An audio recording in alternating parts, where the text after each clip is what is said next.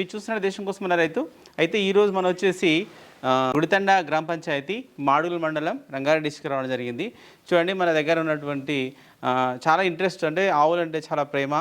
ఎప్పటి నుంచో ఆవులను నేను కంటిన్యూ చేయాలి, డైరీ ఫామ్ నేను నడపాలి, కొంతమందికి ఉపాధి ఇవ్వాలనే ఉద్దేశంతో మంచి డైరీ ఇక్కడ పెట్టి ఒక 20 ఆవుల వరకు పెట్టి నడిపించిండు. కానీ మన వెనక చూస్తే ఇప్పుడు రెండు బర్రెలు ఉన్నాయి. ఏంటి అసలు ఈ పరిస్థితి ఎందుకు ఇలా వచ్చింది అనేది మరి కాట్రావత్ సురేష్ గారు మరి గ్రామంలో మంచి నాయకుడుగా కూడా ఉన్నారు. మరి వారిని అడిగి వివరాలన్నీ తెలుసుకునే ప్రయత్నం చేద్దాం. ఓకే, నమస్తే. నమస్కారం సార్. ఒకసారి కాట్రావత్ సురేష్, మా గుడితండ గ్రామ పంచాయతీ, మాడుగుల మండలం, రంగారెడ్డి జిల్లా. నేను చదువుకున్నారు? నేను డిగ్రీ కంప్లీట్ చేశాను, బీకామ్ డిగ్రీలో బీకామ్ చేశారు. ఓకే, అంటే మా మిస్సెస్ ఏమో బీటెక్ చేసింది. ఓకే, మీరు మంచిగా చదువుకున్నారు. మరి అంటే ఇట్లా ఆవులు పెట్టుకోవాలనే ఆలోచన మరి ఎట్లా వచ్చింది మీకు? అంటే యాక్చువల్లీ మాకు 2012లో నేను షెడ్ కట్టించాను. ఇది పాత షెడ్, ఇది 2012లో కట్టించాను. అప్పుడు నాకు 12 బర్రెలు ఉండేది. 12 బర్రెలు ఉండేది. Okay okay. అప్పుడు నా మ్యారేజ్ కాకముందే నేను పెట్టాను. చదువుకున్నా నా క్లాస్మేట్స్ అందరూ constable, home guard, job, doctor 5-6 మంది ఉన్నారు మా బ్యాచ్లో. అందరు చదువుకున్నారు, జాబ్ సెటిల్ అయినారు. కానీ నాకు ఎందుకో వ్యవసాయం చేయాలి, వ్యవసాయం చిన్నప్పటి నుంచి నాకు పిచ్చి అది కళ. నేను కూడా కొన్ని జాబ్లు ట్రై చేశాను, జాబ్ రాలేదు. రాకపోవడం వల్ల మన 5 ఎకరాల పొలం కదా, బోర్ కదా అని ఈ సైడ్ నేను ఆకర్షించాయి, ఇక్కడ వచ్చిన. అప్పుడు బర్రెలు ఎంత, బర్రె పాలు 16 రూపాయలు లీటర్ ఉండేది అప్పుడు 2012లో, 11, 12, 10లో అప్పుడు. ఇంకా అప్పుడు కూడా సరిగా తగ్గిన మన ఆశీన్యత పెట్టుబడి రాక అప్పుడు పెళ్లి చేసుకొని మా మిస్సెస్ కాదు సిటీకి వెళ్ళిపోదామని సిటీకి వెళ్ళిపోయినప్పుడు బంద్ చేసి షెడ్ కట్టించి 4-5 ఇయర్స్ రన్ చేసి హైదరాబాద్ వెళ్ళిపోయినా. దాని తర్వాత మళ్ళీ మేము ఎలక్షన్లో పార్టిసిపేట్ చేసి సర్పంచ్గా గెలిచి ఇక ఇక్కడనే ఉన్నాం. కాబట్టి మళ్ళీ నాకెందుకో ఇప్పటి నుంచి కాదు, చిన్నప్పటి నుంచి వ్యవసాయం అన్నా ఈ ఆవులన్నా నాకు ఇంట్రెస్ట్. నేను సంపాదించిన కాదు, నా చెలుకలు ఆవులు పోషించాలి అనేది నాకు కోరిక. ఒక పెద్ద రైతు అవ్వాలి. ఇక పక్కన రామరెడ్డి సాబ్ ఉన్నారు, డాక్టర్ రామరెడ్డి గారు, ఆయనలాగా మనం కూడా అవ్వాలి. ఎందుకు అవ్వలేము, మనం 10 మందిని ఎందుకు జీవనోపాధి మన వాళ్ళకి బతికిస్తూ మనం ఎందుకు బతకలేమనే ఆలోచనతోటి ఇక్కడ మళ్ళీ నేను 2019లో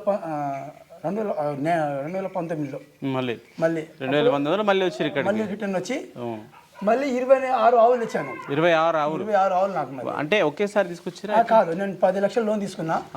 10 లక్షల లోన్ తీసుకొని మళ్ళీ ఇంకో 10 లక్షలు పెట్టుబడి పెట్టి 26 లక్షలు కొంచెం మార్కని ఈ షెడ్ కట్టించాను. మిషన్, పాల మిషన్, జాబ్ కట్టరు, అన్ని దానికి సంబంధించిన అన్ని ఆదాయాలు తీసుకున్నాను.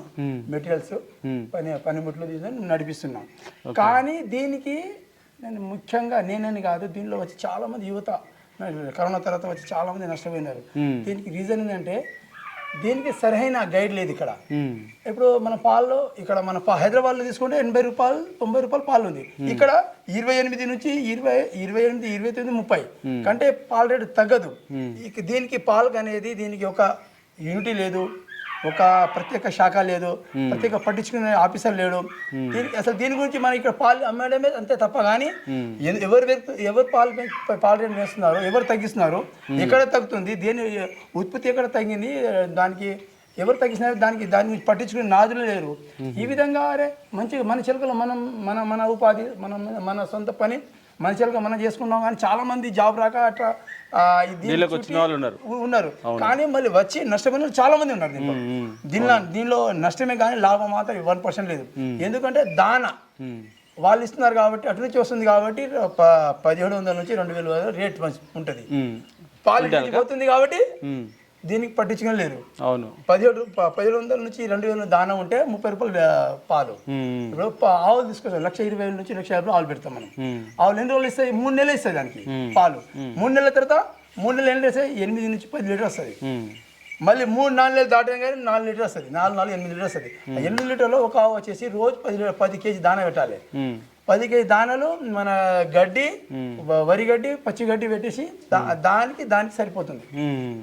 ఈ విధంగా మనం ఎవరికైనా చెప్పుకుందాం, మండల స్థాయిలో చెప్పుకుందాం, ఆఫీసర్ లేరు దీనికి, సరైన ఇక్కడ లేదు ఆఫీసర్ దీనికి.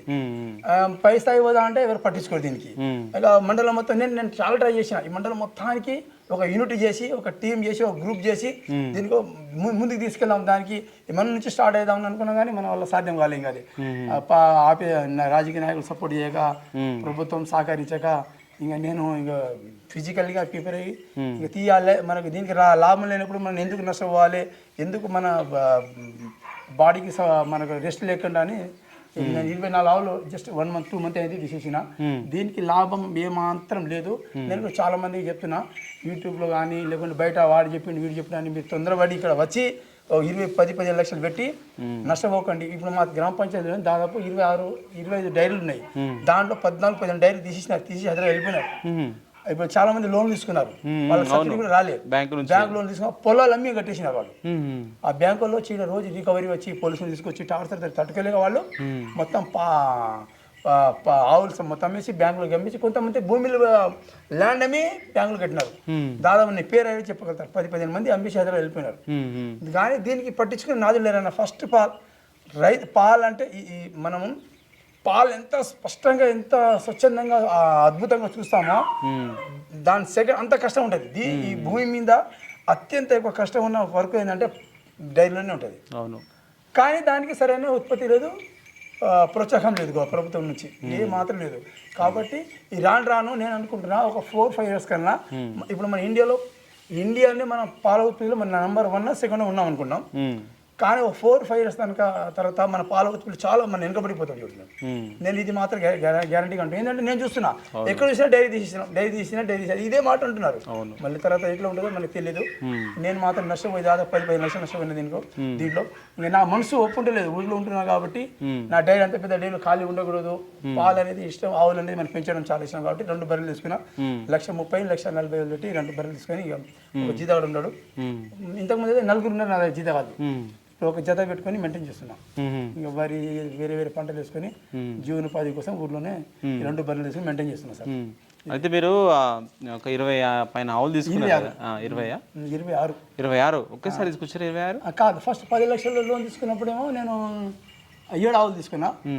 ఇంకా దాని తర్వాత మనకు డబ్బులు వచ్చినప్పుడు కల్లా డబ్బులు జత 2-3 తీసుకుని. ఎక్కడ తెచ్చుకుంటారు మీరు? నేను ఇక్కడ మన మాల్ దగ్గర. మాల్ సంతలోనా? ఇక్కడ స్మాల్ సంత డైరీ పక్కన ఉంది ఒక సంత చిన్నది, దాన్ని తీసుకున్నాం. అచ్చా. అంటే అక్కడ అమ్మే వాళ్ళ దగ్గర ఎట్లాంటి ఆవులు మీరు మెయింటైన్ చేశారు ఇక్కడ? ఆయన హెచ్ఎఫ్, అన్ని హెచ్ఎఫ్. ఓకే. హెచ్ఎఫ్ మెయింటెనెన్స్ లో ఎట్లా చేసేవాళ్ళు మీరు? ఇట్లా మార్నింగ్ 5 o'clock లేస్తామండి. 5 o'clock వేసి పెండ తీసి దాన పెట్టేసి మొత్తం క్యూరింగ్ వాటర్ తోటి కరిగేసి దాని తర్వాత దాన పెట్టేసి పాలు పిండుకుంటాం. పాలు పిండిన తర్వాత మళ్ళీ గంట సేపు మళ్ళీ గడ్డి పెట్టేసి అయిపోతాయి. ఓకే. అంటే ఇప్పుడు హెచ్ఎఫ్ అనేవి ఆవుల విషయంలో మీకు ఏమైనా ఇబ్బంది పెట్టినాయా? హెచ్ఎఫ్లో అంటే మనం ఫస్ట్ తీసుకుంటాం కదా సార్. తీసుకొచ్చిన తర్వాత మనకు 1 month అయితే ఖచ్చితంగా ఇబ్బంది పెడుతుంది. ఏ ఆవైనా ఖచ్చితంగా మన దానికి అబ్జెక్షన్ గట్టిగా ఉండాలి. జీతగాళ్ళ మీద వదిలిపెట్టినా మనం ఏమాత్రం ఎక్కడ చేసినా ఖచ్చితంగా తెలేరియా, ఫీవరు అట్లాంటి చాలా డేంజర్ పొజిషన్ పడతాయి. మనం ఈ వాతావరణం పడాలంటే మనకు కొంచెం దాన్ని అబ్జెక్షన్ ఉండాలి. మనం అట్లా మన అబ్జెక్షన్ ఉండాలి. ఇంజక్షన్తో పాటు మెడిసిన్, డాక్టర్ కన్సల్ట్ ఖచ్చితంగా మనం ఉండాలి. అవన్నీ మీరు మెయింటైన్ చేసారు? ఖచ్చితంగా అన్నీ చేసి ఒక పాల విషయంలోనే తీసేయడం జరిగింది. పాలు రేట్ లేదు, దానికి రేట్ లేదు. మనకు దానాకు వచ్చేసి 2,000 దానా అంటే పాలు రేటు 30 రూపాయలు. దాన్ని దీన్ని బ్యాలెన్స్ చేసుకుంటే మన నష్టం పోతుంది, వెనుక లాస్ వస్తుంది. కానీ లెవెల్ వచ్చినా బాగుండేది అది. అవును. ఇట్లాంటి చాలా మంది మేము మీటింగ్ పెట్టుకుని కూడా ఉన్న అందుబాటులో గ్రామ పంచాయతీలో ఉన్న 10 మందితో కూడా మెయింటైన్ చేసి మాట్లాడినా. ఎంత ఇక్కడ మనకు భూమి మెయింటైన్ చేశారు అంటే వీడికి మేతకి ఎంత? ఇప్పుడు నేను 26 ఆవులకి వచ్చేసి నేను 4 acres గడ్డి పెట్టాను. ఏం గడ్డి పెట్టుకున్నారు మీరు? గడ్డి నాకు సూపర్ నేపియరా? Super Napier. ఓకే. అంటే 4 acres లో సూపర్ నేపియర్ పెట్టుకొని 20 ఆవులు మెయింటైన్ చేశారు. సరే. ఓకే. అంటే మీకు ఒకవేళ అంటే మీరు అన్ని ఆవులు ఉన్నప్పుడు ఎన్ని పాలు అవుతుండే, ఎంత దానా ఖర్చు పెడుతుండే వాళ్ళు? నాకు పాలు వచ్చేసి 100, 110, ఒక్కొక్కసారి 120 కూడా అయ్యేది. అంత 120 వరకు లీడ్ తీసుకెళ్ళిన. దానా వచ్చేసి 70,000, 60 పైన 70 లోపల దానా. ఇది మనకు 1 month కా 15 రోజులు? 1 month కి 65 నుంచి 70,000 వరకు దానా ఖర్చు పెట్టేవాళ్ళు. ఓకే. పాల రేట్ ఎట్లా వస్తుండే? పాల రేట్ అప్పుడు మనకు వచ్చేసి 29 రూపాయలు. 30 రూపాయలు. ఓకే. జస్ట్ 2 months ముందే 35 ఇప్పుడు పెరిగింది. అవునవును. బయట వేరే డైరీ దొడ్డు డైరీ అంటే 38, 40 అంటున్నారు. మేము అమలు డైరీ వేసినాం. 34 రూపాయల కంటే ఎప్పుడు కట్టియాలి ఆయన. ఆ డైరీ లాస్ట్ అయితే మీకు 34 రూపాయలు వచ్చింది. 34 రూపాయలు వచ్చింది. ఓకే. సరే. అయితే ఇదంతా మెయింటైన్ చేసిన తర్వాత ఫైనల్గా ఏంటంటే మీకు ఇష్టమే కానీ కాకపోతే తప్పని పరిస్థితి తీసారు అంతే. ఇంకా మనం నష్టంలో ఉన్నాం కాబట్టి దానికి ఏం చేయలేము. అవును. అయితే వీటి మెయింటెనెన్స్ కోసం చాప్ కట్టర్ పెట్టుకున్నారు, తర్వాత మనకేంది మిల్కింగ్ మిషన్ కూడా పెట్టుకున్నారు. మిషన్ పెట్టుకున్నాం. ఓకే. ఎంత పెట్టుకున్నా అంత మనకు కావాల్సిన అన్ని మెటీరియల్ పెట్టుకుని ఇక్కడ. అవును.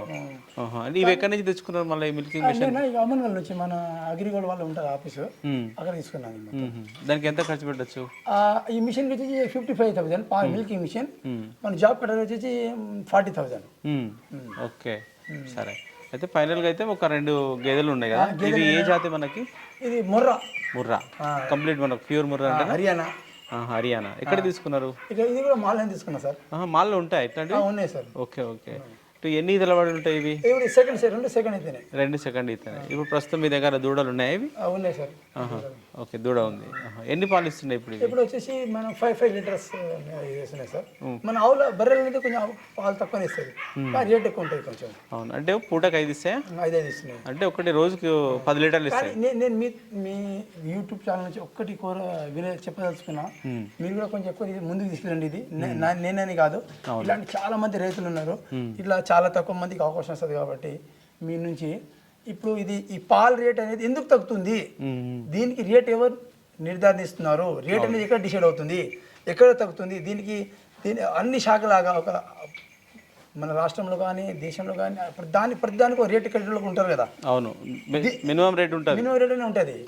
ఈ సీజన్లో పెరుగుతున్నాం, పెరిగింది, ఈ సీజన్లో తగ్గుతుంది. పాల ఉత్పత్తి పెరిగింది కాబట్టి ఇప్పుడు తగ్గింది, ఇప్పుడు తగ్గింది కాబట్టి పెరిగింది అంటే ఒకటి ఉంటుంది కదా. ఇప్పుడు దానా రేట్ ఉంది, దానికి ఎవరు ఎందుకు పెరిగింది, ఎవరిని అడగాలి దానికి. అట్లాంటి విషయంలో కొంచెం ఇది మీరు చాలామంది మీ యూట్యూబ్ ఛానల్ ద్వారా అందరికి చెప్పాలి, నేను కూడా చెప్పదలుచుకున్నా.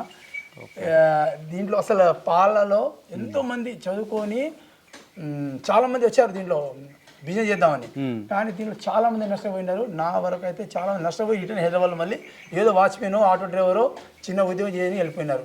కానీ తొందరపడి ఈ బిజినెస్ రాకండి. ఏమైనా ప్రభుత్వంలో సబ్సిడీ నుంచి రూపంలో వచ్చినా కానీ ప్రోత్సాహంలో ఉన్నా కానీ పాల రేటు స్టాండింగ్ ఎట్లా ఉన్నప్పుడు రావాల్సింది. దీనిలో 2 ఈతలు పడినాయి, ఒక పూటకు 5 లీటర్లు ఇస్తాయి. ఈ 5 లీటర్లు ఇచ్చే వాటికి ఏమేమి దానా ఇస్తారు మీరు? ఇప్పుడు సార్ ఇప్పుడు మన మొక్కపిండి, గోధుమ 2 ఎంత ఇస్తారు? 5 కేజీ సార్. ఒక్కో దానికి 5 నానబెట్టిందా? ఇప్పుడు మార్నింగ్ నానబెట్టి ఈవినింగ్ ఇస్తాం, ఈవినింగ్ నానబెట్టి మార్నింగ్ ఇచ్చేస్తాం. ఓకే. అంటే మనకు అది 5 కిలోలు అనేది నానబెట్టిన తర్వాత చూసుకుంటారా ముందేనా? ఒక డబ్బా ఉంటుంది 5 కిలోలు, రోజు రెగ్యులర్ వాడతాం కదా. ఓకే. నానబెట్టి దాంట్లో పెట్టేసి మార్నింగ్ పెట్టేస్తాం. రెగ్యులర్ వాడేది కాబట్టి 5 కేజీ మనం మినిమం అంటే అనుకుంటాం. అవునవును. ఎంత ఖర్చు పెట్టచ్చు ఒకటి? అంటే ఇప్పుడు దానికంటున్నా రేట్ వీటికి 140 సార్. ఇది ఒకటి 140, ఇది 130. అబ్బా, అంటే చాలా ఎక్కువ రేట్ మనకు. ఏంటంటే ఇప్పుడు పాల రేటు ఎక్కువ ఉంది కాబట్టి దీనికి రేట్ ఎక్కువ ఉంటుంది. ఇప్పుడు మీకు 5 లీటర్లు ఇస్తున్నాయి అంటే 2 కలిసి 10 లీటర్లు, పొద్దున సాయంత్రం ఒక 20 లీటర్లు అనుకోండి. ఎక్కడ పోస్తారు, మీకు ఎంత రేట్ వస్తుంది? ఇప్పుడు వాళ్ళు వచ్చేసి ఇప్పుడు 1 మంత్ అయింది సార్. నేను అమూల్ డైరీకి వేస్తున్నా సార్, అమన్ గల్లో ఉంటుంది వాళ్ళది. ఓకే. అమూల్ డైరీకి వేస్తున్నా సార్. ఇంకా బిల్ తీసుకోలేదు. అచ్చా, అంటే మామూలుగా చెప్తుంటారు కదా చెప్తున్నారు. ఇప్పుడు మనం తీసుకుంటాం బయట, మనం కూడా రోజు వాడతాం కదా, 80 రూపాయలు తీసుకుని వాడుతున్నాము. సరే, మన ఎస్ఎఫ్ అని ఒకటి ఉంది, ఫ్యాడ్ అని ఒకటి ఉంది. అవును. దాన్ని బట్టి మ్యాక్సిమంగా నేను అనుకుంటా 70 వరకు, 65-70 వరకు అనుకుంటున్నాను. Okay okay. అంటే మీకు ఇంకా బిల్లు రాలేదు కాబట్టి మీరు కరెక్ట్. ఓకే సరే. ఓకే, అంటే మీరు నెక్స్ట్ అంటే ఇట్లా మళ్ళీ గేదెలు ఏమైనా పెంచే అవకాశం ఉందంటారా, లేకపోతే ఎట్లా చేద్దాం అనుకుంటున్నాం వాళ్ళ తర్వాత? నేను అదే ప్లాన్ అనుకున్నా సార్, చూద్దాం. దీని మీద ఫస్ట్ ఆవులు అయితే మనం సక్సెస్ కాలే, బర్రెలు మెల్లగా చేద్దామని ఆ ప్రపోజల్లోనే తెచ్చాను. ఈ పాలు ఎట్లా ఉంటుంది, ముందుకు ఎట్లా వెళ్ళొచ్చా, దీనికి మనం సట్ అవుతుందా, మనం దీన్ని తట్టుకుంటామా, మార్కెట్లో నిలగడ ఉంటాం అనేది ముందుకు పోయినాం. మళ్ళీ ఆవులు ఎందుకని వాళ్ళు ₹1 వస్తుందంటే ఎవరైనా మనం బిజీ చేయగానే ఇంట్లో ఫ్యామిలీ సపోర్ట్ ఉంటుంది లాస్ట్ కాబట్టి. Thank you sir. ఓకే.